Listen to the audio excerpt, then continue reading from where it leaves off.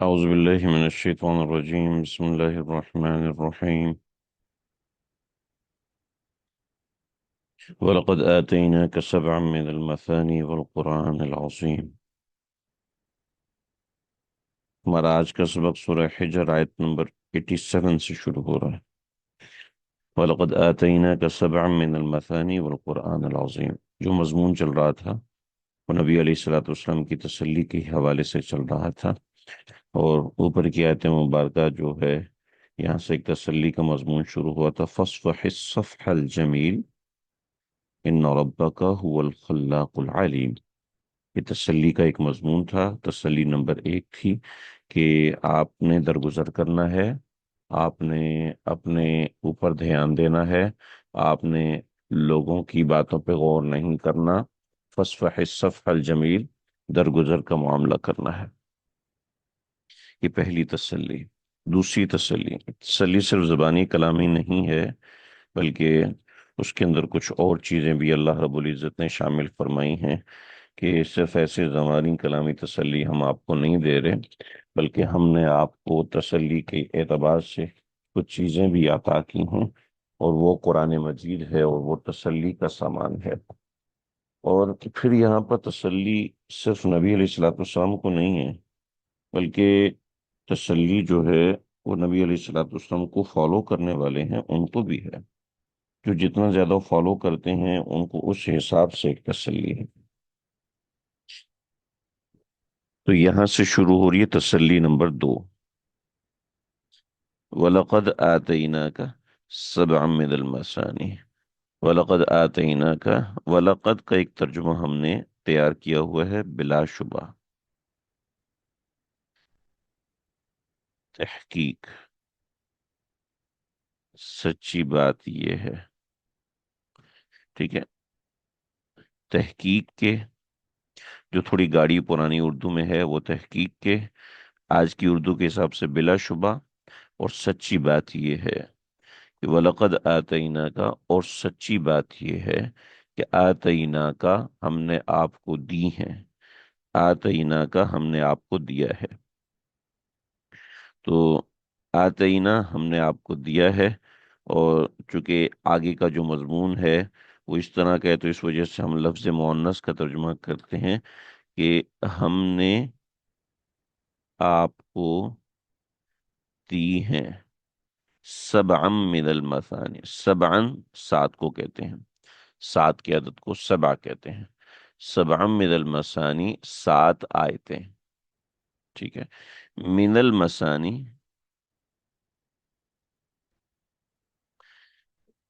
اس کا مطلب ہے 7 آیات من الآیات، 7 آیتیں ان آیات میں سے جو کہ مثانی ہیں، بار بار پڑھی جانے والی ہیں. مثانی کہتے ہیں بار بار. صوب جو ہے، صوب، لفظ صوب، صوب کہتے ہیں کپڑوں کو. صوب کپڑوں کو اس لیے کہتے ہیں کہ ان کو بار بار بار بار پہنا جاتا ہے، اتارا جاتا ہے. جہاں پہ سا، وا، واؤ اور با، سا، واؤ اور با کا مادہ آتا ہے، اس کے اندر بار بار استعمال کا ذکر آئے گا. ٹھیک ہے جی، بار بار استعمال کا ذکر آئے گا. تو کبھی کبھی واو، واو الف سے تبدیل ہو جاتا ہے. ٹھیک ہے. تو اس لیے اس سے پریشانی ہو تو کپڑوں کو سیاب بھی کہتے ہیں، صوب کہتے ہیں. تو جہاں سا، واو اور با کا مادہ آتا ہے، یعنی پروننسیشن میں سا، وا، واو اور با، یا سا، یا اور با، یا سا، الف اور با. ٹھیک ہے. یہ تینوں سمجھ تو وہاں پر بار بار کا معنی آتا ہے. ٹھیک ہے. تو ایسے ہی یہ ثواب کا کام ہے، یعنی ثواب کا کام ہے، مطلب اس کا تقاضا ہے کہ اس کو بار بار کیا جائے. ٹھیک ہے جی، کیونکہ اس میں یہ ثواب کا کام ہے. سمجھ رہے ہیں بات کو؟ تو وَلَقَدْ آتَيْنَاكَ سَبْعًا مِّنَ الْمَثَانِي، وہ آیات ہم نے وہ 7 آیتیں آپ کو عطا کی ہیں مسانی، جو کہ بار بار دہرائی جاتی ہیں۔ تو ہم نے آپ کو وہ آیات عطا کی ہیں جو کہ وہ 7 آیتیں عطا کی ہیں جو کہ بار بار دہرائی جاتی ہیں، والقرآن العظیم، اور قرآن عظیم عطا کیا ہے، اور عظمت والا قرآن ہم نے آپ کو عطا کیا ہے۔ تو اس سے بعض حضرات نے جو کہ ناقابل ذکر ہیں آج کل کے لوگ، قدیم محدثین اور قدیم فقہا نہیں، جن کو آپ متقدمین اور متاخرین کہتے ہیں، وہ نہیں، جیسے کہ آج کل ایک جماعت نکلی، وہ کہتے ہیں قضا نمازیں آپ کے ذمے نہیں ہیں۔ جہالت کی انتہا، حد جہالت ہے ان کا قول، تو ذکر کرنے کے قابل بھی نہیں ہے، لیکن چونکہ آج کی نسل ان سے متاثر ہوتی ہے تو اس وجہ سے کہہ دیتے ہیں۔ تو ایسے ہی کچھ جاہل اجٹ قسم کے لوگ کہتے ہیں کہ فاتحہ قرآن میں داخل نہیں ہے، اس لیے کہ اللہ نے اس کو الگ ذکر کیا۔ بھئی میں کہوں کہ ماشاء اللہ ماشاء اللہ، میں نے دعوت دی، سب لوگ آئے، تو انہوں نے کہا سینیٹر صاحب بھی آئے تھے؟ ہاں ہاں، سینیٹر صاحب بھی آئے تھے۔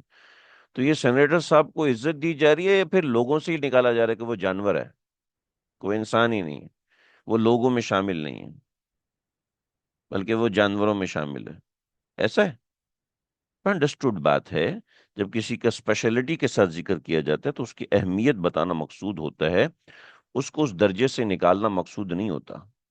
ہاں البتہ اس کو انہی لوگوں میں ایک اونچا درجہ دینا مقصود ہوتا ہے۔ تو ایسے ہی سورہ فاتحہ قرآن میں داخل ہے۔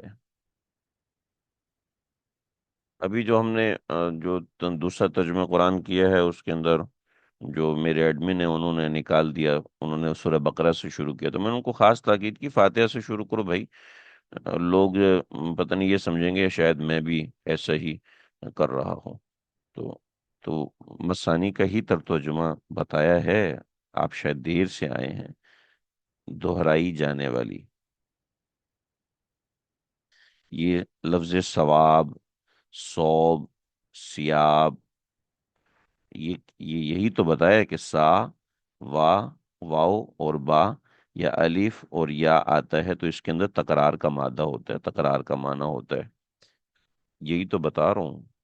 یعنی کیوں سمجھ میں نہیں آ رہی بات؟ آئے ہائے، نہ سمجھ میں آئے تو پوچھ لینا چاہیے، ایسے ہی بن کے نہیں رہ جانا چاہیے کہ بعد میں دیکھ لیں گے، ایسا فوراً پوچھ لینا چاہیے بھائی۔ تو وَلَقَدْ آتَيْنَاكَ سَبْعًا مِّنَ الْمَثَانِي، بلا شبہ ہم نے آپ کو دی ہیں 7 آیات من المثانی، ان آیات میں سے جو بار بار دہرائی جاتی ہیں۔ تو والقرآن العظیم، اور عظمت والا قرآن دیا ہے۔ یہ نبی علیہ الصلوۃ والسلام کو ایک تسلی ہے، ہم نے آپ کو یہ دیا۔ سورہ فاتحہ قرآن کی بیس ہے، سورہ فاتحہ قرآن کی بہت بڑی بنیاد ہے، اس کے اوپر بہت بڑی بڑی باتیں، یہاں پر نون کا لفظ بھی ہے، ہاں ہاں ٹھیک ہے، حرف اصلی میں سے نہیں ہے مسانی۔ آ، لا الہ الا اللہ، اچھا سوال کیا ہے۔ آ، ابھی میں اس جواب کی طرف نہیں جاؤں گا ورنہ کنفیوژن بڑھ جائے گی، مجھ سے الگ سے پوچھ لیجئے گا۔ اعراب القرآن میں اس کی بہت ساری تفصیل ہے، بس میں نے صرف دہرائی کے حوالے سے چیز آپ کو ذکر کی ہے، بار بار پڑھی جانے والی، تکرار کے ساتھ پڑھی جانے والی، ٹھیک ہے۔ ایک فی الحال میں نے یہ بات ذکری، دوسرے اقوال ہیں وہ میں اس آپ کے اسی سوال کی بنیاد پر ہیں، جو کہ یہ میں نے حاشیے میں اس کا جواب دیا ہوا ہے، تو اس میں ہم انشاءاللہ پڑھ لیں گے۔ ابھی میں آپ کے اس سوال کے جواب کی طرف جاؤں گا تو وہ جو پہلی بات بتائی اس میں ساتھی کنفیوز ہو جائیں گے۔ اچھا سوال ہے، ایسے سوال ہونے چاہیے۔ یہ دیکھیے، یہ نبی علیہ الصلوۃ والسلام کو تسلی ہے۔ بعض حضرات نے جو ذکر کیا کہ مسانی سے مراد فاتحہ ہے، مسانی سے مراد فاتحہ ہے، بعض حضرات نے کچھ اور معنی بیان کیے ہیں۔ وَلَقَدْ آتَيْنَاكَ سَبْعًا مِّنَ الْمَثَانِي، سبع کہتے ہیں 7 کو۔ قرآن مجید کی جو پوری کی پوری بنیاد ہے وہ 2 لفظوں پر ہے، جو میتھمیٹیکل میتھڈ ہے قرآن مجید کا، میتھمیٹیکل میتھڈ جو قرآن مجید نے استعمال کیا ہے وہ 7 اور 19 کو استعمال کیا ہے، اور کئی ایسے جو میتھمیٹیشنز ہیں انہوں نے اس کو دیکھ کر اسلام قبول کیا ہے، اور بڑی ایک عجیب عجیب قسم کی باتیں اس کے حوالے سے انہوں نے قرآن مجید میں ذکر فرمائی ہیں، اور بہت زبردست ترتیب ہے۔ جیسے بطور مثال میں ایک چھوٹی سی مثال دیتا ہوں، ورنہ یہ اس میں جانے کا نہیں ہے، کیونکہ یہ بہت بڑی میتھمیٹیکل ایلوژنز میں سے ہے جس کو حل کیا ہے، اور وہ قرآن اس کے مطابق اترا ہے۔ یعنی قرآن مجید کے جتنے الفاظ ہیں ان کو کاؤنٹ کیا گیا، اس کے زبر کاؤنٹ کیے گئے، زیر کاؤنٹ کیے گئے، نقطے کاؤنٹ کیے گئے، سب کا 7 کے عدد کے ساتھ جا کے ایک تعلق بن جاتا ہے۔ کسی بھی درجے میں 7 کے عدد کے ساتھ جا کے تعلق بنتا ہے، اور وہ ایسا بنتا ہے کہ اس کو آپ اتفاق نہیں کہہ سکتے۔ جیسے بطور مثال، آپ لوگوں میں سے اگر کسی نے میتھس کے اندر بہت ماسٹر لیول تک پڑھے ہوئے ہیں تو وہ جانتے ہیں کہ ہول نمبر اور فریکشن، ہول نمبر اور فریکشن کے جو اصول ہوتے ہیں وہ اور ہوتے ہیں۔ جو ہول نمبر ہوتا ہے وہ ایک کمپلیٹ نمبر شمار کیا جاتا ہے، ٹھیک ہے، اور جو فریکشن ہے وہ انکمپلیٹ نمبر شمار کیا جاتا ہے، اور جو انکمپلیٹ نمبر ہے ظاہری بات ہے اس کے معاملات بھی انکمپلیٹ ہوتے ہیں۔ جو ہول نمبر ہے اس کے معاملات جو ہیں وہ کامل ہوتے ہیں، کمپلیٹ ہوتے ہیں۔ ہول نمبر کا مطلب یہ ہے کہ ایک نمبر یہ ہول ہے، 2 یہ ہول ہے، 3 یہ ہول ہے، اور یہ جو 2 ہے یہ ہول نمبر نہیں ہے، یہ فریکشن ہے۔ یہ جو ہے یہ فریکشن ہے، یہ جو ہے یہ فریکشن ہے، یہ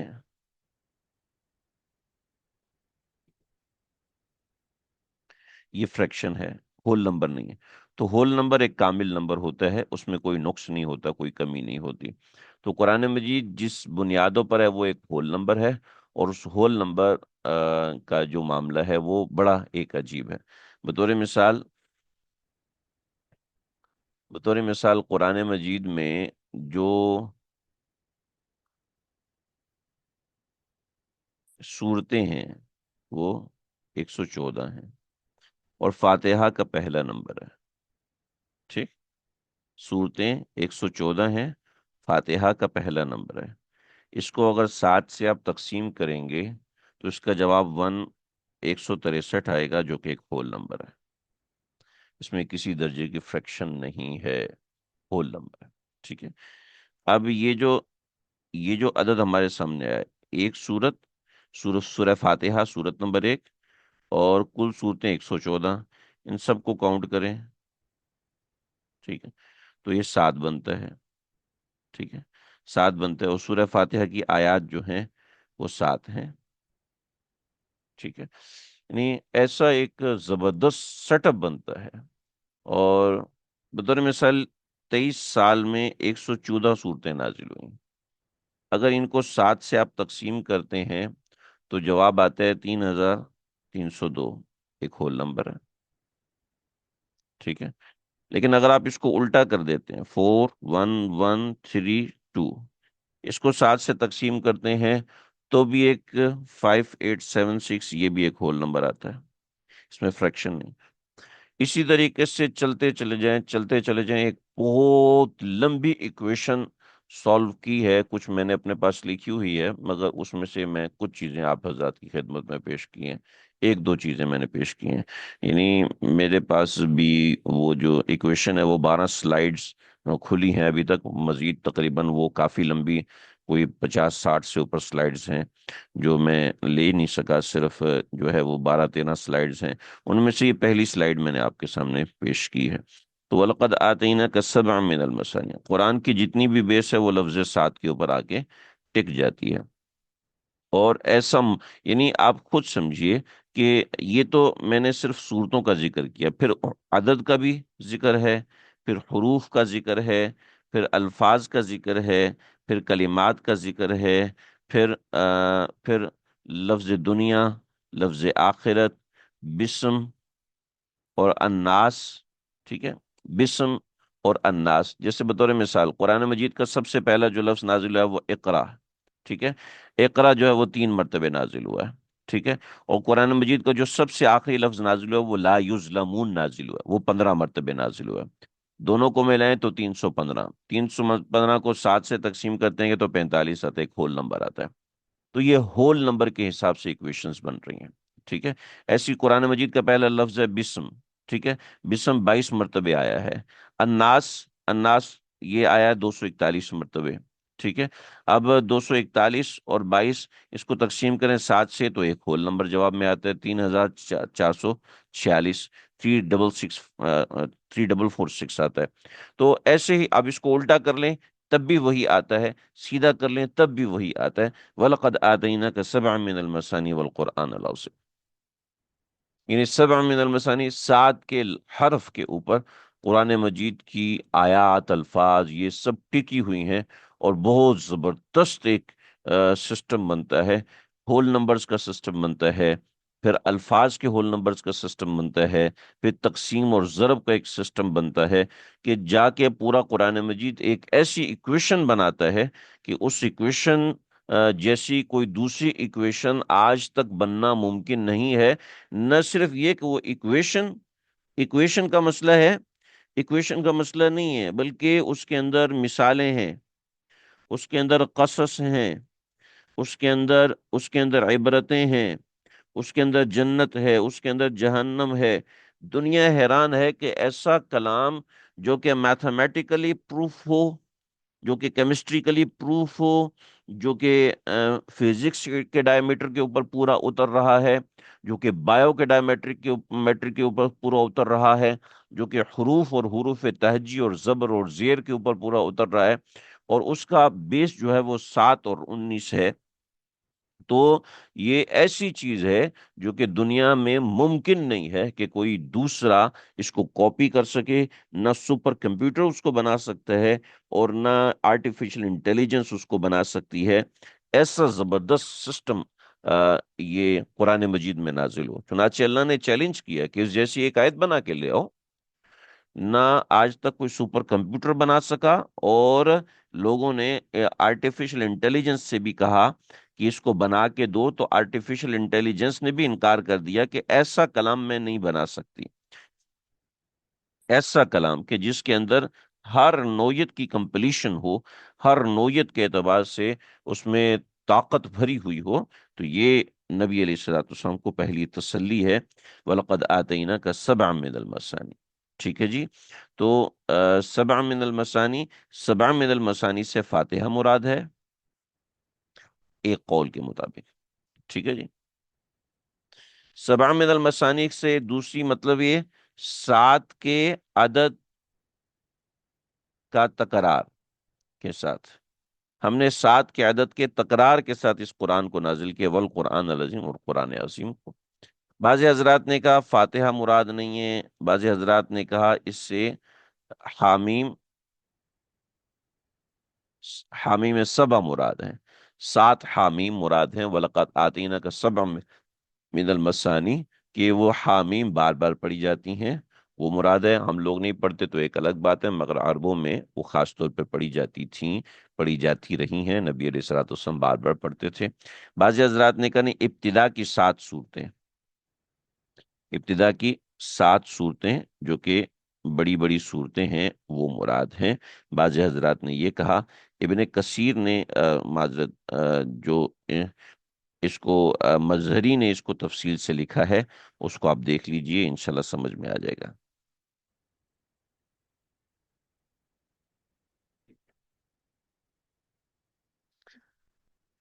ہاں، یہ دیکھیے اس میں تفصیل موجود ہے. مثانی مثناتن کی جمع ہے، اور مثناتن اس میں ظرف ہے یا مثنیہ کی جمع ہے. مثنیہ اس میں فاعل ہے، بہرحال اس کا موصوف محذوف ہے، یعنی آیات یا سور، سورتیں. بغوی نے لکھے حضرت عمر، حضرت علی اور حضرت ابن مسعود نے فرمایا 7 مثانی سے مراد ہیں سورہ فاتحہ جس کی 7 آیات ہیں. ٹھیک ہے. مسانی کے حوالے سے کچھ اور باتیں ہیں وہ اس کے اندر آتی ہیں۔ قتادہ، حسن بصری، سعید اور سید ابن جبیر کا بھی یہی قول ہے۔ بخاری نے حضرت ابو ہریرہ کی روایت سے بیان کیا کہ رسول اللہ صلی اللہ علیہ وسلم نے فرمایا ام القرآن یعنی سورہ فاتحہ 7 آیات ہیں، مسانی نماز میں بار بار پڑھی جانے والی، مسانی نماز میں بار بار پڑھی جانے والی، اور یہی قرآن عظیم ہے۔ مسانی کہنے کی وجوہ متعدد بیان کی گئی ہیں۔ حسین بن فضل نے یہ وجہ تسمیہ بیان کی کہ سورہ فاتحہ 2 مرتبہ نازل ہوئی، ایک بار مکہ شریف میں، دوسری بار مدینہ شریف میں، اور ہر مرتبہ 70,000 فرشتے سورہ فاتحہ آ، کے ساتھ نازل ہوئے، سورہ فاتحہ کی جلو میں نازل ہوئے یعنی اس کے ساتھ نازل ہوئے۔ مجاہد نے لکھا مسانی کا معنی ہے منتخب، چھانٹی ہوئی۔ اللہ نے یہ صورت اس امت کے لیے چھانٹ کر رکھی تھی، کسی دوسری امت کو عطا نہیں فرمائی۔ ابو زید بلخی نے کہا کہ سنیت العنان کا معنی میں ہے، یعنی میں نے لگام کو پھیر دیا، موڑ دیا۔ یہ صورت بھی شریروں اور بدکاروں کی بدکاری کو پھیر دیتی ہے۔ ٹھیک ہے جی، سمجھ رہے ہیں؟ بعض نے کہا مسانی ثنا سے ہے، اس صورت میں اللہ کی ثنا کی گئی ہے، یعنی اللہ کی عظیم صفات کا بیان ہے۔ سید ابن جبیر نے حضرت ابن عباس کا یہ قول بھی نقل کیا کہ سبعن سے مراد 7 صورتیں، اور من المسانی میں من بیانیہ ہے کہ 7 صورتیں یعنی مسانی یعنی 7 صورتیں ہیں، اور 7 صورتوں سے مراد 7 طوال ہیں، جن میں سے سب سے اول سورہ بقرہ اور سورہ انفال اور توبہ کا مجموعہ ہے۔ تو دونوں صورتیں ایک صورت کے حکم میں، اس لیے دونوں صورتوں کے درمیان بسم اللہ لکھی نہیں جاتی، سطر خالی چھوڑ دیتی ہے۔ بعض نے کہا 7 طوال میں آخری سورت سورہ توبہ ہے، یعنی انفال اور توبہ کو اکٹھا انہوں نے گنا ہے۔ بعض کے نزدیک آخری سورت سورہ یونس ہے، نماز میں بار بار یعنی ہر رکعت میں اس کو پڑھا جاتا ہے، اس لیے اس کو مسانی کہتے ہیں۔ یہ فاتحہ کے بارے میں ہے، درمیان میں چیز جو ہے وہ کٹ گئی تھی شاید۔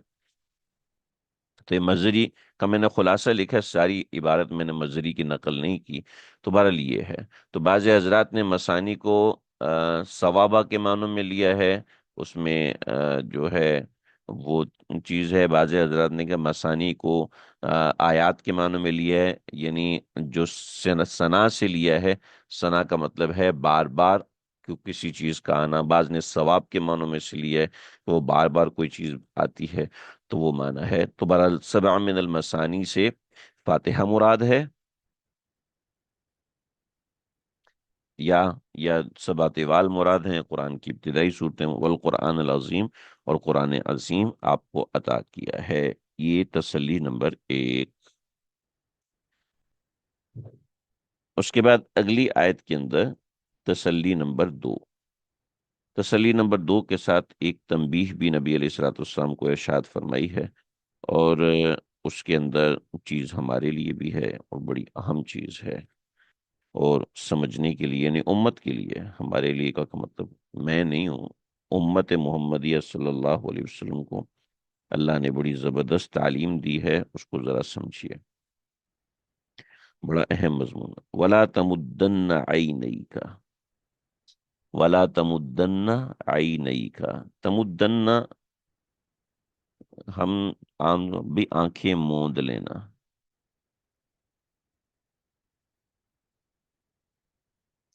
ہم کہتے ہیں نا، تو تمدنہ اور عینئی کا کوئی آپس میں جوڑ نہیں ہے جی، ٹھیک ہے، کوئی جوڑ نہیں ہے، لیکن معنی مل رہا ہے، تو اس وجہ سے آپ اس لفظ کو ذہن میں رکھیں، اس وجہ سے موند لینے کا ذکر میں نے کیا۔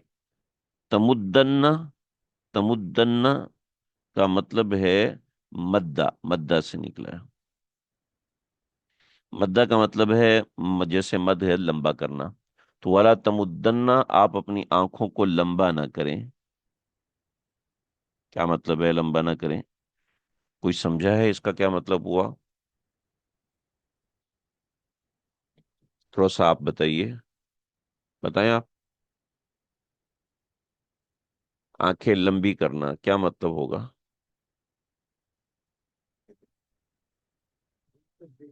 ہاں، دور تک دیکھنا نہیں، زیادہ نہ کھولیں، دھیان نہ دیں، حیرت، زندگی ظاہر کرنا، حیرت سے لمبی کرنا، کفار کی طرف رغبت نہ کریں، حسد نہ کریں، تو توجہ نہ دیں، بند نہ رکھیں، رشک نہ کریں، دور نہ کریں، دور کی نہ سوچیں، نیند کی نیند کی طرح نہیں۔ جن لوگوں نے کچھ لوگوں نے صحیح مطلب بتایا، رش کی نظر سے دیکھنا، رش کی نظر سے دیکھنا، ٹھیک ہے، تمنا کی نظر سے دیکھنا، حسرت کی نظر سے دیکھنا، ٹھیک ہے، حسرت کی نظر سے دیکھنا کہ ان کو یہ کیوں مل گیا، مجھے کیوں نہیں دیا، ہم؟ مجھے یہ کیوں نہیں ملا، بھئی ان لوگوں کو تو اتنا اتنا مل رہا ہے، مجھے کیوں نہیں مل رہا، کیا اب میں اللہ کا بندہ نہیں؟ کیا کیا ہم نے اللہ تعالیٰ کو کوئی ناراض کیا ہوا ہے؟ اللہ ہم سے ناراض ہے جو ہمیں نہیں دے رہا؟ ٹھیک ہے، ہم بھی تو اللہ کے بندے ہیں، نہیں غصے سے نہیں، غصے سے بھری ہوئی نہیں، غلط ہے، نیند کی طرح یہ بھی غلط ہے، دور کی نہ سوچیں یہ ٹھیک ہے، یہ بھی ٹھیک ہو سکتا ہے۔ تو مد کا ہے ولا تمدن عینئی کا، ولا تمدن عینئی کا، ولا تمدن مدہ سمجھ میں آ گیا آپ لوگوں کو؟ اب ولا تمدن، یہ نون ثقیلہ ہے، کا مطلب ہے ہرگز نہ دیکھیں، ہرگز نہ دیکھیں، یعنی ہرگز دراز نہ کریں اپنی آنکھیں، ٹھیک ہے، ہرگز دراز نہ کریں اپنی دونوں آنکھیں، آپ ہرگز دراز نہ کریں اپنی دونوں آنکھیں، ولا تمدن عینئی کا سمجھ میں آ گیا بھائی، کہ آپ ہرگز دراز نہ کریں اپنی دونوں آنکھیں الا، اس کی طرف، ماں، اس مال کی طرف،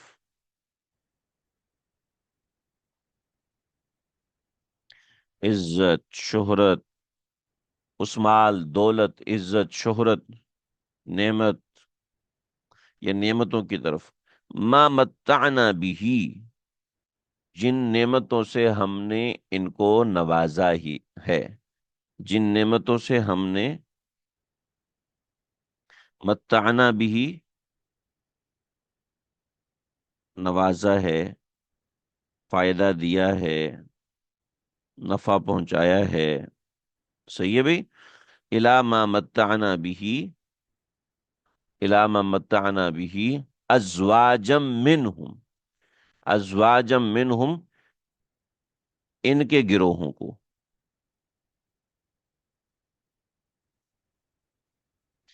ان سے کیا مراد ہے؟ اہل کفر، ٹھیک ہے جی، سمجھ رہے جی؟ لا تمدن عینیک الی ما متعنا به ازواجا منهم، ٹھیک ہے جی، سمجھ میں آ گئی کہ بہت سی قسم کے کفار کو ہم نے بہت سی نعمتوں سے نوازا ہوا ہے، تو آپ ان کی طرف دھیان نہ دیں۔ اب آپ حضرات سے درخواست ہے کہ جو میں نے الفاظ توڑے ہیں اس کا ایک ترجمہ بنائیے، اور ترجمہ بنا کے لکھیے، آپ حضرات بھی بنائیں ذرا ترجمہ، پھر مجھے بتائیں۔ ازواجم منہم، بہت سے گروہ، جی جی، ترجمہ بنائیے، کمنٹ میں لکھیے تاکہ میں دیکھوں آپ کو ترجمہ بنانا آ رہا ہے کہ نہیں آ رہا، جو لفظ خراب ہو رہا ہے وہ مجھ سے پوچھیں آپ۔ ہاں، ولا تحزن علیہم کے اندر تسلی ہے کہ آپ ان کے اوپر غم نہ کریں، اور وَخْفِضْ جَنَاحَكَ لِلْمُؤْمِنِينَ، اور مومنوں سے نرم رویہ رکھیں، وَخْفِضْ جھکا لیجئے، جناح کا بازو، ٹھیک ہے، جناح کا، جناح پر کو کہتے ہیں، مومن کے لیے پر کا کام اس کا رویہ کرتا ہے، اس کے اخلاق کرتے ہیں، اگر اخلاق عالی ہیں تو مومن اوپر جائے گا، یہی اخلاق اس کو نیچے گرائیں گے، ٹھیک ہے جی. تو وَخْفِضْ جَنَاحَكَ لِلْمُؤْمِنِينَ. اب اس کا جو اللہ نے بیہیو رکھا ہے وہ بڑا خوبصورت رکھا ہے، بہت خوبصورت رکھا ہے. آج دنیا آپ کو ہمیں جس طریقے سے چلانے کی کوشش کرتی ہے وہ اور طریقہ ہے، اور قرآن نے جو طریقہ بنایا ہے وہ اور طریقہ بنایا ہے. اللہ اکبر کبیرہ. مفتی اعظم پاکستان مفتی شفیع صاحب کا میں نے ایک انٹرویو سنا. حضرت کا کہا کہ حضرت آپ اپنا تعارف کروائیے. تو حضرت نے اپنے تعارف میں جو ڈائریکٹ بات کی، ہائے ہائے ہائے. حضرت صرف پاکستان کے مفتی اعظم نہیں تھے. حضرت جب انڈیا میں تھے، ہندوستان میں تھے، تو ہندوستان کے بھی مفتی اعظم حضرت مفتی شفیع صاحب تھے. ٹھیک ہے. حضرت شیخ الاسلام مفتی تقی عثمانی صاحب تو حضرت کا عشر عشیر بھی نہیں ہے. جو حضرت بہت بڑے آدمی ہیں، مگر مفتی شفیع صاحب کا جو باغ ہے، ظاہری بات ہے اس وہ مالی بڑا ہے. مفتی مولانا شبیر احمد عثمانی اور دیگر حضرات، بہت بڑا نام تھا. تو ابھی گو کے مفتی تقی عثمانی صاحب کا نام مفتی شفیع صاحب سے بھی بڑا ہے، مگر اصل حضرت مفتی شفیع صاحب تھے. ان سے کہا کہ اپنا تعارف کروائیے. ریڈیو پاکستان پہ مفتی صاحب کا انٹرویو تھا. کہا میں کیا اور میرا تعارف کیا، میری اوقات ہی کیا ہے کہ میں اپنا تعارف کرواؤں. حضرت نے ایک فارسی کا شعر پڑھا جس کا ترجمہ، میری کیا اوقات، بس کچھ نہیں ہے کہ ایک پڑھنے پڑھانے والا آدمی ہوں. اور آج ایک بندے کو اگر 2,000 4,000 1 ملین 2 ملین بندہ فالو کرتا ہے، تو کہتا ہے اپنا تعارف کرائیں. تو کہتے ہیں میں کیا بتاؤں میری جرنی کہاں سے شروع ہوئی، میں نے یہ کیا تو میں نے وہ کیا تو میں نے اس طرح کیا تو میں نے اس طرح کیا. تو وہ اپنے آپ کو خدا جانے کیا سمجھنے لگتا ہے. یہ کہتے ہیں اڑان یوں ہوتی ہے، شریعت کہتی ہے اڑان یوں ہوتی ہے. آپ جب نیچے جاؤ گے تو اللہ آپ کو اوپر اٹھائیں گے. من تواضع للہ رفعہ اللہ. جو اللہ کے لیے جھکتا ہے اللہ اس کو بڑا اونچا کر دیتے ہیں. تو وَخْفِضْ جَنَاحَكَ لِلْمُؤْمِنِ. خفضا، خفضا نیچے گرانے کو کہتے ہیں. ٹھیک ہے. خفض. وَخْفِضْ جَنَاحَكَ جو لفظی ترجمہ ہے، وَخْفِض پست کیجئے، جناحَكَ جناح پروں کو، بازوؤں کو، کا اپنے اپنے بازوؤں کو پست کیجئے، للمؤمنین مومنین کے لیے. اللہ اکبر اللہ. یعنی اپنا رویہ نرم رکھیں مومنین کے لیے. مومنین کے لیے اپنا رویہ نرم رکھیے. ٹھیک ہے. تو مومنین کے لیے رویہ نرم رکھنا یہ بہت زیادہ ضروری ہے. اللہ اکبر کبیرہ. بعض مقامات پر استاد کو سختی کرنی پڑتی ہے. ٹھیک ہے. وہ اصولی چیزیں ہوتی ہیں. بعض مقامات پر شیخ کو سختی کرنی پڑتی ہے، وہ اصولی چیزیں ہوتی ہیں. بعض مقامات پر بعض مقامات پر جو انسٹرکٹر ہوتا ہے اس کو سختی کرنی پڑتی ہے. جب جو ملک کا بڑا ہوتا ہے، وزیر اعظم ہے، اس کو سخت ڈیسیجن لینے پڑتے ہیں. بعض مرتبہ فوج کو سخت احکام دینے پڑتے ہیں، وہ اصول کے تحت ہے. البتہ اخلاق اور رویہ اپنی جگہ پر اہم ہوتا ہے. ٹھیک ہے. اور بہت زیادہ اہم ہوتا ہے. لہذا جہاں آپ کو اپنے استاد پہ اعتماد ہے اور وہ سختی کر رہا ہے تو اس سختی کے پیچھے کوئی وجہ ہوگی. ام، نہ یہ اس لیے سخت، بعض دفعہ نرمی آپ دکھاتے ہیں تو اس کا بہت زیادہ نقصان ہو جاتا ہے، مگر وہ اصول میں نرمی دکھانا غلط ہوتا ہے. اصول میں آپ نرمی دکھائیں گے تو اس سے آپ اپنا بھی نقصان کریں گے، لوگوں کا بھی نقصان کریں گے. بطور مثال اسکول کا ٹائم ہے 7:30. ٹھیک ہے. اور آپ نے چھوٹ دے رکھی ہے 7:35 تک. ٹھیک ہے. اب طالب علم آ رہا ہے 7:45 پر، تو اسکول اس کو نکالے، ورنہ یہ طالب علم آئے گا 8 بجے. پھر اس کو دیکھ کر 9 بجے آئیں گے. آپ نے جو 7:30 کا اصول بنایا ہے وہ گیا پانی لینے ہیں، وہ سب ختم ہو جائے گا.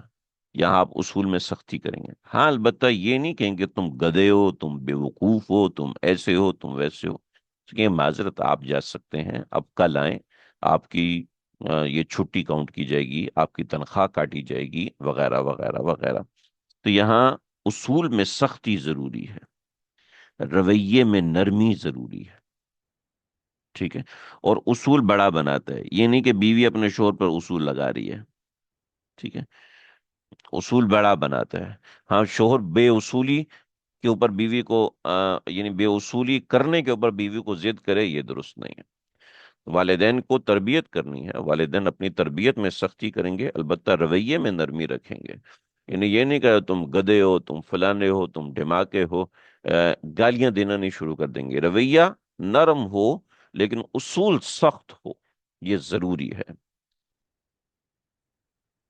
ایک صاحب نے مجھے فون کیا، میری اہلیہ نے آپ سے بات کی، وہ کہہ رہی ہے کہ ان کو تو بات کرنے کی تمیز ہی نہیں ہے، اتنی سختی سے بات کر رہے ہیں کہ مجھے تو میرا تو جو ہے طبیعت خراب ہو گئی. تو میں نے کہا حضرت جی، میں نرمی سے بات کرتا نا تو آپ کی وائف نے کہنا تھا یہ مولوی تو چالو ہے.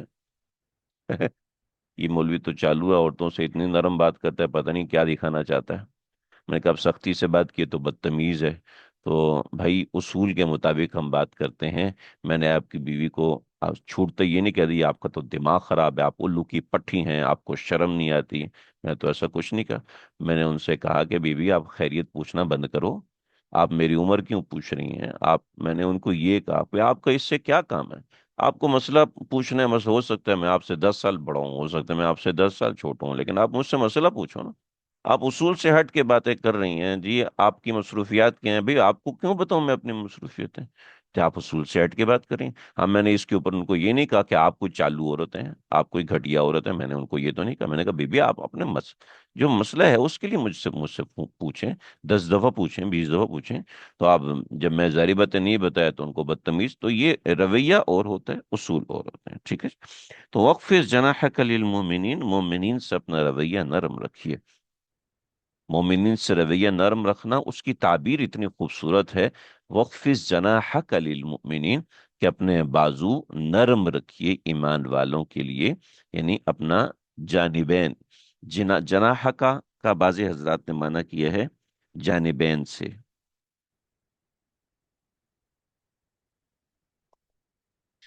جناح کا یعنی جانبی کا، دونوں اطراف. دونوں اطراف کا کیا مطلب ہے؟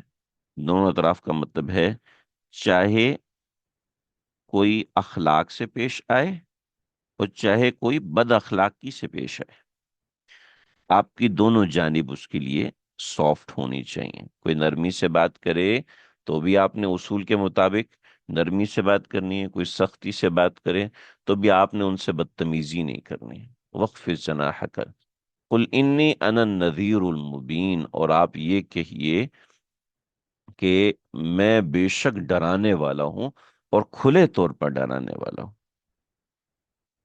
میں بے شک ڈرانے والا ہوں اور کھلے طور پر ڈرانے والا ہوں، یہ میرا فریضہ ہے. لا الہ الا اللہ. وقت کتنا ہو گیا جی؟ آپ لوگ تھک تو نہیں گئے؟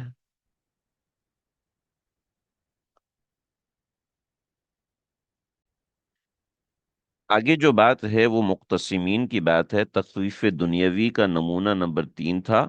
اس نمونہ نمبر 3 کے درمیان جو باتیں آئیں وہ اس کے ذیل میں کچھ اور چیزیں سمجھ میں آئیں. لیکن آگے مقتسمین کے اندر کچھ چیزیں ہیں. اصل میں مقتسمین قسم کھانے والا، یہ حرم شریف کی حدود ہے، یہ کعبۃ اللہ ہے.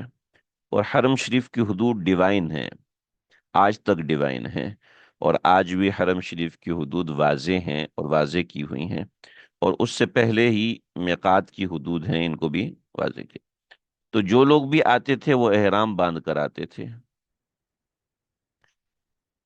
اور حدود حرم میں داخل ہوتے تھے تو اہل حرم یہاں پر یہاں پر یہاں پر یہاں پر چاروں طرف جو تھا وہ اونٹ ذبح کر کے اور پانی کا انتظام کر کے رکھتے تھے. لوگ آتے تھے اور کھانا وانا کھاتے تھے، اور کھانا کھا کے پھر حدود حرم میں داخل ہوتے تھے، تلبیہ کہتے ہوئے آتے تھے اور کعبۃ اللہ کا طواف کرتے تھے. اہل کفر میں بھی یہ سسٹم تھا، یہود و نصارہ میں بھی یہ سسٹم تھا، جو آج حج اور عمرے کا سسٹم ہے. ایسا نہیں ہے کہ نبی علیہ الصلوۃ والسلام ہی اس کو لے کر آئے ہیں، بلکہ یہ پہلے سے سسٹم تھا. تو جو ولید تھا، ولید ابن مغیرہ، ٹھیک ہے، ولید ابن مغیرہ نے 16 بندے حدود حرم میں مختلف مقامات پر کھڑے کر رکھے تھے، اور وہ 16 کے 16 بندے جو ہے وہ لوگوں کو بتاتے تھے کہ بھئی اندر جاؤ گے تو ایک شخص ہے جس کا نام محمد ہے صلی اللہ علیہ وسلم، اس کی بات مت سننا، کان میں روئی ٹھونس لینا، وہ ایسا ہے ویسا ہے اس طرح ہے اس طرح. تو یہ کہتے جاتے تھے اور کھانا تقسیم کرتے تھے. اس کھانا تقسیم کرنے کو کہتے ہیں مختصم. مختصم، کھانا تقسیم کرنے والا. تو یہاں پر اللہ رب العزت نے ان کھانا تقسیم کرنے والوں، یہ ترک مکہ پر یہ جو لوگ تھے، ان کے حوالے سے اللہ رب العزت نے ذکر کیا کہ کما انزلنا علی المقتصمین، اللہ رب العزت نے ان 16 لوگوں کو بدر میں قتل کروا دیا. تو کما انزلنا، جیسے پیچھے عذاب کا ذکر ہے نا، قوم لوط کے اوپر عذاب کا ذکر آیا. ہاں ٹھیک ہے، بتاتا ہوں میں. جس سے قوم لوط پہ عذاب کا ذکر، تو وہ دنیا تخفیف دنیاوی نمبر 4 تھی، اور یہ تخفیف دنیاوی نمبر 5 ہے. کما انزلنا علی المقتسمین، جس طرح نازل کیا ہم نے عذاب مقتسمین، بانٹنے والوں پر. بانٹنے والوں پر یعنی اہل کفر میں جو کھانا بانٹا کرتے تھے، ان لوگوں پر اللہ نے عذاب نازل کیا. اللہ اکبر. انہوں نے ان کا سوال بڑا اچھا سوال آیا ہے، کہ لا تمدن عینیک الی ما متعنا به ازواجا، کہ اور وقفز جناحک للمؤمنین، اس میں جوڑ سمجھ میں نہیں آیا.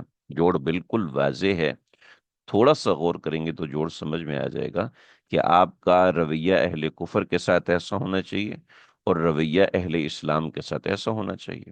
اس میں کوئی ایسی بات ہے نہیں جو کہ واضح نہ ہو، لیکن بعض دفعہ دماغ انسان کا نہیں جاتا.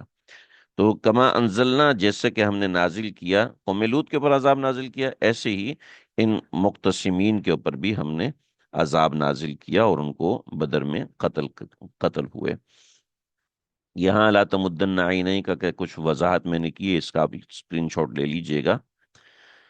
اللہ اکبر. اس میں کچھ اور بات تھی لیکن وہ میں کر نہیں سکا، مجھے موقع نہیں مل سکا. کہ اہل کفر کی طرف رغبت سے نہیں دیکھنا. اہل کفر کو اگر اللہ نے کوئی نعمتیں دی ہوئی ہیں تو ان کی طرف اتنی رغبت دکھانے کی ضرورت نہیں ہے، وہ تو ہیں ہی اس مزاج کے. الذین جعلوا القرآن عضین، جنہوں نے قرآن کو ٹکڑے ٹکڑے کیا ہوا ہے. کیسے ٹکڑے ٹکڑے کیا ہے؟ کہ وہ قرآن کا ایک حصہ لیتے ہیں، اس کا رد کرتے ہیں.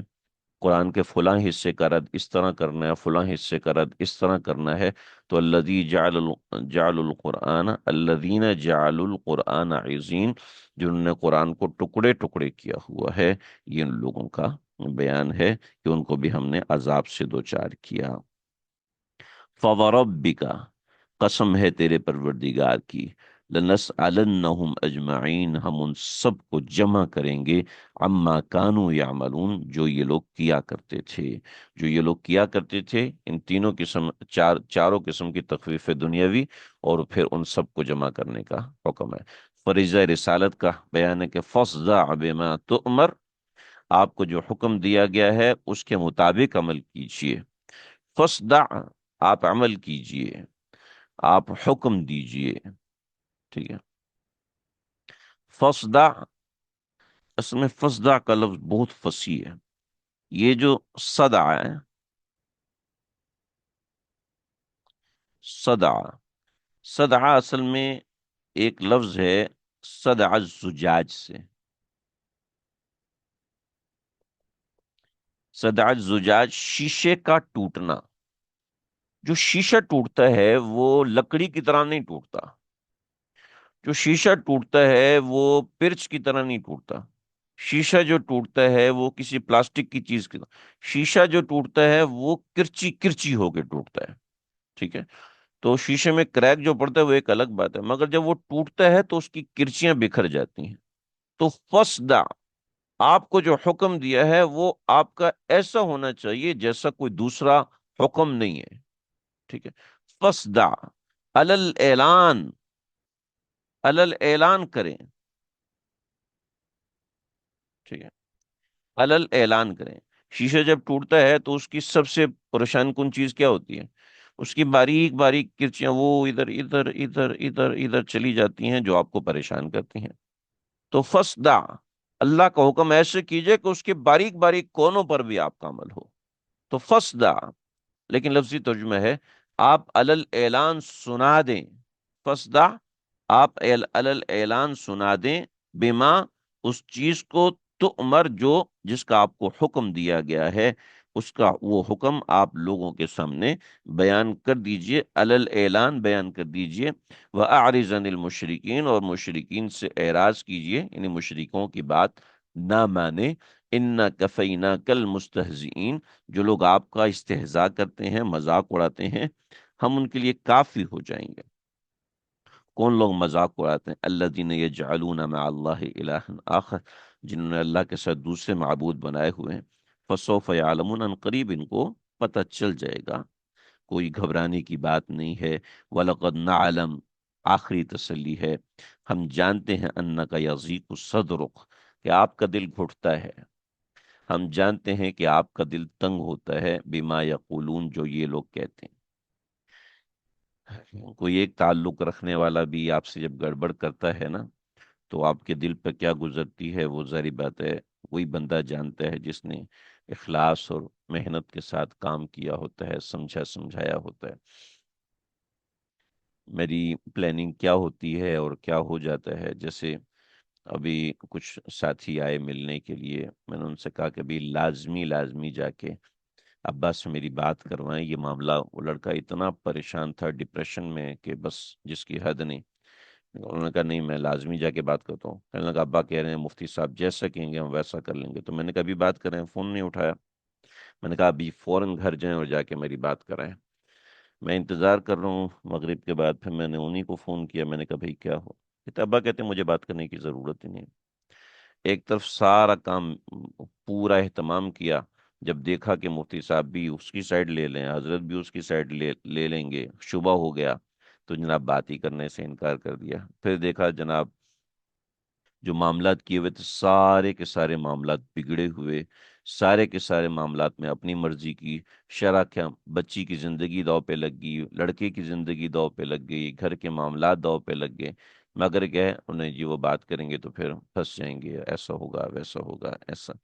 तो जब जारी बात है, यजीक सदरुक, कि आपने सालों किसी बंदे के साथ मेहनत की है और वो अचानक अजीब अजीब बातें करना शुरू हो जाए, तो वो दिल की एक तंगी होती है, वो जारी बात है जिसने मेहनत की होती है वो जानता है। तो वलक़द नअलम, फरमाया हम जानते हैं, अन्नका यज़ीक़ु सदरुक, कि आपका दिल इतना कुढ़ता है कि आप अजाब को देख रहे हैं कि उसके ऊपर पड़ने वाला अजाब, इस पर आग गिरने वाली है, ये तबाह बर्बाद होने वाला है। मगर उसके बावजूद आप उसको समझाते हैं, उसका ख्याल करते हैं, मगर वो सुनने को समझने को तैयार नहीं। तो आपका दिल कुढ़ता है। लेकिन क्या फसब्बिह, उसका इलाज क्या है? ओ हो, उसका इलाज भी अल्लाह ने वाज़ेह कर दिया कि यही इसका इलाज है। फसब्बिह बिहम्द रब्बिक, फसब्बिह बिहम्द रब्बिक, अपने रब की तस्बीह कीजिए लफ्ज हम्द के साथ। अपने रब की तस्बीह कीजिए हम्द के साथ। माजरत मैंने नहीं लिया, मैं समझा नहीं, नहीं लिया। वकुम मिनस साजिदीन, और हो जाएं आप सजदा करने वालों में से। आप सजदा करने वालों में शामिल रहिए। वाबुद रब्बक, और इबादत कीजिए अपने परवरदिगार की। हत्ता यअतियकल यकीन, यहाँ तक कि मौत आ जाए, यहाँ तक कि मौत आ जाए। لفظ کا نبی علیہ الصلوۃ والسلام کی طرف نسبت ہے، اب اس کا ترجمہ دیکھ لیجئے۔ وَاعْبُدْ رَبَّكَ، عبادت کرتے رہیں اپنے رب کی، حتیٰ یأتیک الیقین، یہاں تک کہ موت آ جائے۔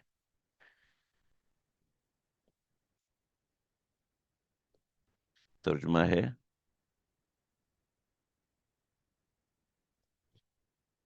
لا الہ الا اللہ۔ یہ ہماری سورہ حجر الحمدللہ مکمل ہوئی ہے، اور اس کو میں نے نہیں لیا، میں سمجھا نہیں کیا بات ہے یہ۔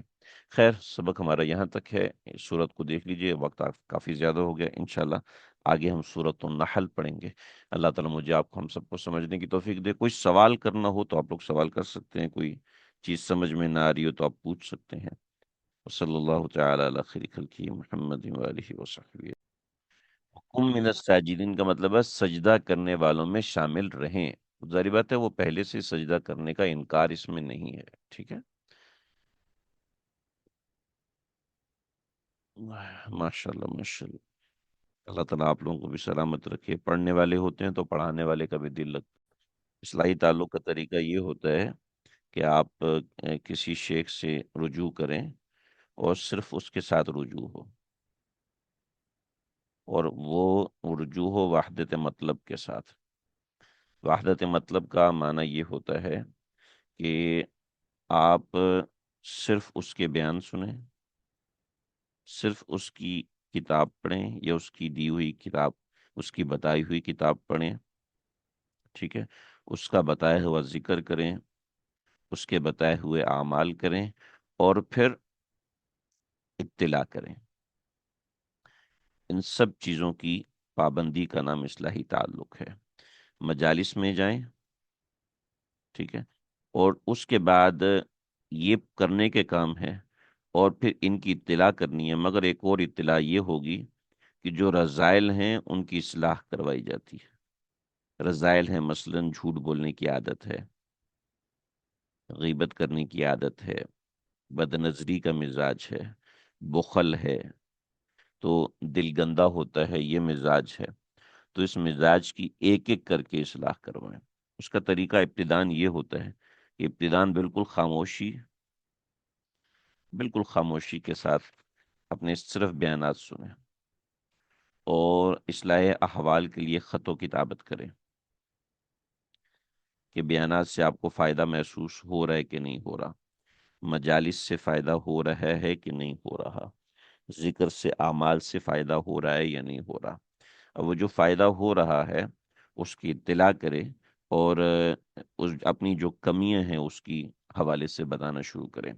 جو ذکر بتایا جائے، ذکر درجہ بدرجہ بتایا جاتا ہے، تو اس درجہ بدرجہ بتائے ہوئے ذکر کو فالو کرے، اعمال کرے، اور اعمال کی باقاعدہ اطلاع کریں، ٹھیک ہے۔ جب اعمال کی باقاعدہ اطلاع کریں گے تو انشاءاللہ آپ کو چیزیں سمجھ میں آنا شروع ہو جائیں گی۔ یہ میرا نمبر ہے، اور یہ ای میل ایڈریس ہے، میں گروپ میں بھی بھیج دوں گا۔ کوشش کریں کہ ای میل کے تھرو اپنے احوال، جو ہے FAYSALHAYAAT حیات، ٹھیک ہے، اس کے ذریعے سے کرتے ہیں نا، گروپ میں بھی میں بھیج دوں گا، انشاءاللہ اس سے آپ کو چیزیں سمجھ میں آئیں گی۔ اچھا جی، پھر بھی کچھ نہ کچھ رہ جاتا ہے، یہ کیوں نہیں بتایا؟ کچھ نہ کچھ رہ جائے تو کیا مشائخ خود کچھ نہیں بتاتے ہیں، جب انسان رابطے میں رہتا ہے تو بتاتے ہیں، مگر یاد رکھیے گا ہم پرفیکٹ نہیں ہیں، ہم کامل نہیں ہیں، نہ ہم کامل ہو سکتے ہیں۔ جیسے جیسے انسان کا رابطہ مضبوط ہوتا ہے ویسے ویسے پرفیکشن آتی ہے۔ آج آپ کو 10 چیزیں پتہ ہیں تو آپ کو کل 20 چیزیں پتہ ہوں گی، پھر 50 چیزیں پتہ ہوں گی، پھر 100 پتہ ہوں گی، مگر مکمل پتہ ہونا یہ ہونا ضروری تو نہیں ہے کہ مکمل پتہ نہیں ہوتا، سب کچھ مکمل پتہ نہیں ہوتا، آہستہ آہستہ پتہ چلتا ہے۔ اور ایک شخص ہے، وہ شیخ کے بہت زیادہ قریب ہے، مگر اس کو 10 چیزیں نہیں پتہ ہوتی، اور ایک شخص دور ہے مگر اس کو بہت ساری چیزیں پتہ ہوتی ہیں۔ یہ اپنے تعلق کی بنیاد پر ہوتا ہے، جس کا جتنا گہرا تعلق ہوتا ہے تو اس کا رجوع، اس کا معاملہ بھی اتنا ہی زیادہ قریبی ہوتا ہے۔ لا الہ الا اللہ۔ ٹھیک ہے، ماشاءاللہ، اللہ تعالیٰ آپ لوگوں کو خوش رکھے، سلامت رکھے۔ سوال جواب کے سیشن کے حوالے سے ہم نے ایک اور ترتیب رکھنی ہے اپنے پاس، انشاءاللہ وہ رکھیں گے۔ ہماری درس حدیث ایک زوم پہ ہم شروع کریں گے، تو جیسے کوئی تعلق میں رہتے تو مشائخ خود اصلاح کریں۔ مشائخ خود اصلاح اس صورت میں کرتے ہیں جب کوئی آپ کے پاس آ کے خانقاہ میں رہتا ہے۔ خواتین تو ظاہر بات ہے کسی خانقاہ میں آ کے نہیں رہ سکتی ہیں، کچھ ایسا معاملہ ہوتا ہے تو وہ خط و کتابت سے اپنے احوال کی اطلاع کرتے ہیں، بیانات سنتے ہیں تو ان کو وہ چیزیں خود بخود سمجھ میں آتی ہیں۔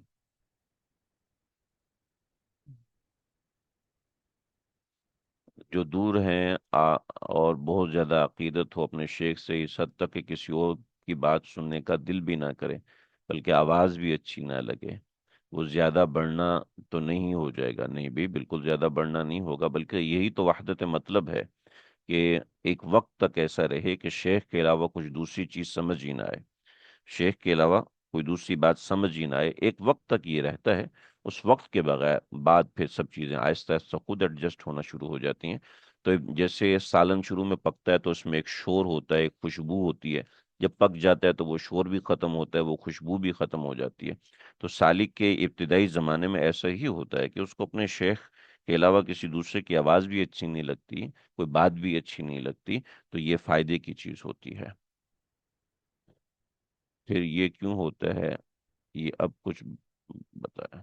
تعلق، رابطہ اور اعمال کے باوجود کیفیت محسوس نہیں ہوتی، ایک عرصہ گزرنے کے بعد لگتا ہے آگے نہیں بڑھ رہے، ایسا کیوں ہوتا ہے؟ ایسا اسی لیے ہوتا ہے کہ آپ کا تعلق کمزور ہوتا ہے۔ تعلق، رابطہ اور اعمال کے باوجود ایسا نہیں ہوتا، تعلق یا تو ٹوٹ جاتا ہے یا تعلق میں کمزوری ہوتی ہے، پھر ایسا ہوتا ہے۔ اور اصل تعلق ہوتا ہے، اعمال میں کمی زیادتی انسان کے چلتی رہتی ہے۔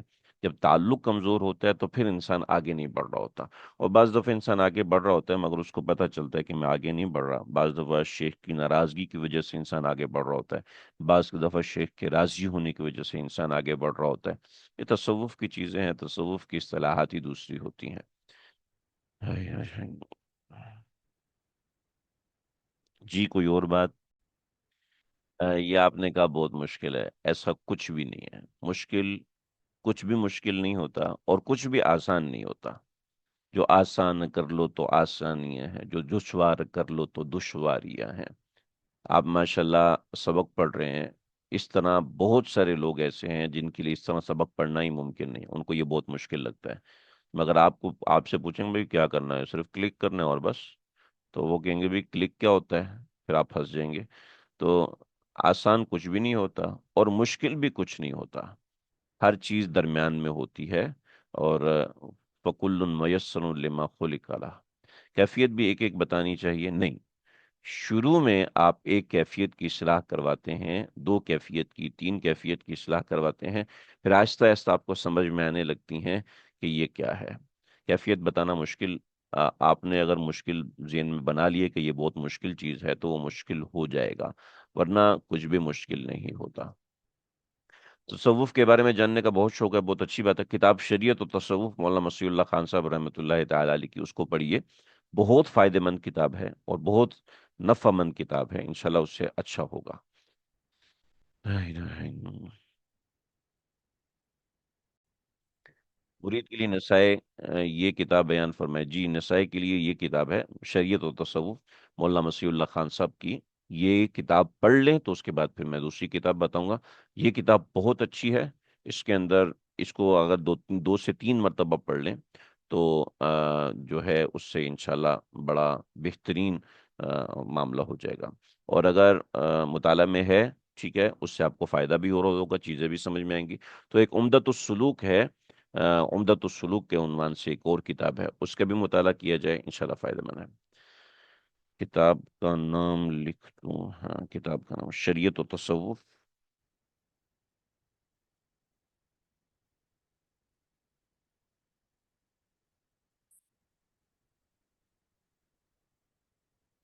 اس میں بہت سی چیزیں آ، ایسی ہیں جو کہ آپ کو شیخ سے پوچھنی ہوتی ہیں، بطور مثال ذکر قلبی اس میں سمجھایا ہوا ہے، اس کا تعلق صرف معلومات سے نہیں ہوتا بلکہ توجہ شیخ سے ہوتا ہے، اب توجہ شیخ کیا ہے وہ اس میں موجود ہے۔